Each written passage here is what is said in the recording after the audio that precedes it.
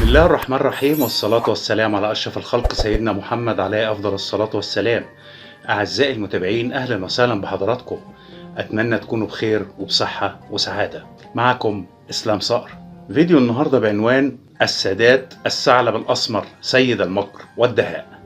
السيدات والسادة المشاهدين، تابعوني لنهاية الفيديو عشان نعرف أصل الحكاية. فواصل ونواصل. جزيرة يا رجالة! جزيرة! الله أكبر! تحمل بسبب خطة الخداع الاستراتيجي الكتير جدا من بذاءات وتطاول من الشعب المصري، ووصفوه بالجبن والتخاذل، وانه في مكانة مش قدها ومش قد مسؤولية حكم دولة بحجم مصر، ومش هيقدر بمستوى ادارته للبلد انه يحارب ولا يرجع الارض اللي راحت في 67. وطبعا الرئيس السادات ولا هو هنا ولا يبالي بكل اللي بيحصل، ومركز في هدفه وهو خداع الكل بما فيهم الشعب المصري نفسه. وده ادى انطباع ايجابي للخطة عند الجواسيس المتابعين للشأن الداخلي للشعب المصري. في سنة 1972 وضع العملاق الأسمر الثعلب الرئيس السادات مع مديري المخابرات المصرية والحربية خطة خداع استراتيجي لإسرائيل والعالم كله، لأن كل خدعة من ال18 اللي اتعملوا في الخطة محتاجة فيديو لوحدها. وتضمنت الخطة 18 خدعة، وهم: 1. أمر السادات باستيراد مخزون استراتيجي من القمح عن طريق قيام المخابرات العامة بتسريب معلومات بأن أمطار الشتاء قد أغرقت صوامع القمح وأفسدت ما بها، وتحول الأمر لفضيحة إعلامية واستوردت مصر الكميات المطلوبة. 2. إخلاء المستشفيات تحسبا لحالات الطوارئ عن طريق الإعلان عن اكتشاف تلوث المستشفيات المصرية بميكروب غامض ووجوب إخلائها من المرضى لإجراء عمليات التطهير، ونشرت جريدة الأهرام الخبر في ذلك الوقت. 3. استيراد مصادر بديلة للإضاءة تحسبا لقطع الكهرباء خلال الغارات، فتم التنسيق مع مهرب لقطع غيار سيارات لتهريب صفقة كبيرة من المصابيح مختلفة الأحجام، وبمجرد وصول الشحنة كان رجال حرس الحدود في الانتظار واستولوا عليها كاملة، وتم عرضها بالمجمعات الاستهلاكية للجمهور. 4. نقل الدبابات إلى الجبهة عن طريق نقل ورش التصليح إلى الخطوط الأمامية، ودفع الدبابات إلى هناك في طوابير بحجة إصابتها بأعطال. 5. تسريب المخابرات تقريرا يطلب فيه الخبراء العسكريين استيراد كمية مضاعفة من معدات العبور، مما أثار سخرية إسرائيل نفسها.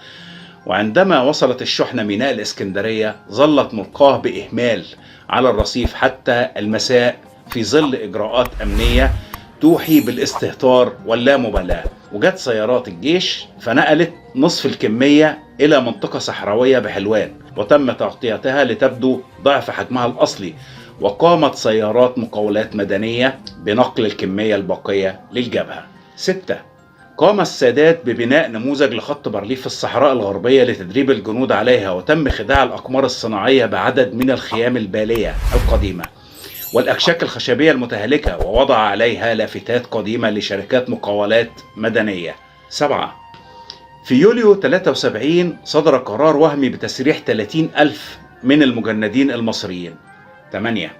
التمويه برفع درجة الاستعداد القصوى للجيش وإعلان حالة التأهب في المطارات والقواعد الجوية من 22 إلى 25 سبتمبر 73، مما يضطر إسرائيل لرفع درجة استعداد قواتها تحسبا لأي هجوم، ثم يعلم بعد ذلك أنه كان مجرد تدريب روتيني.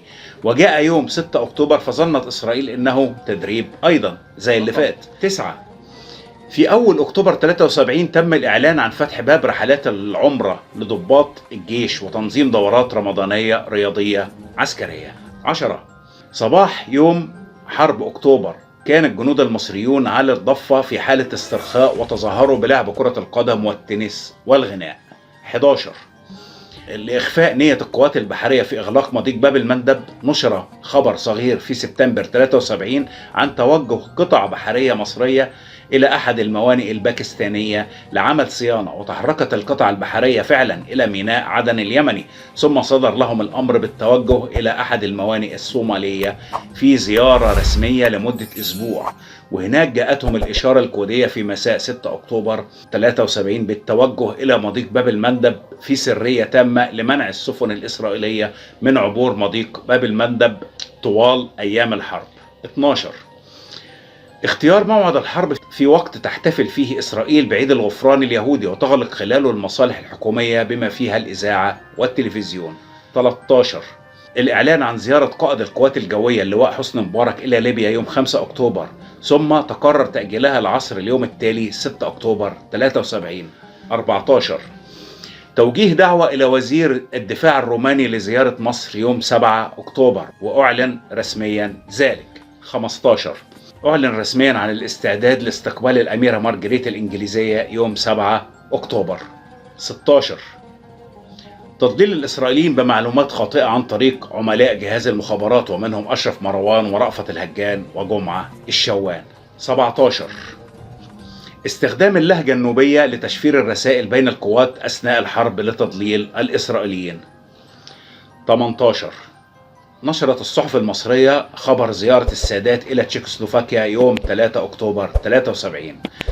إنه العملاق الأسمر الثعلب السادات، ربنا يرحمه برحمته الواسعة. وفي النهاية أتمنى أكون قدرت أوصل الرسالة لحضراتكم. اللهم احفظ مصر وشعبها العظيم من كل سوء. اللهم احفظ جيش مصر وشرطتها. اللهم ارحم شهداء الوطن. عاشت الأمة العربية وتحيا مصر، تحيا مصر، تحيا مصر. أترككم في رعاية الله وأمنه، والسلام عليكم ورحمة الله وبركاته.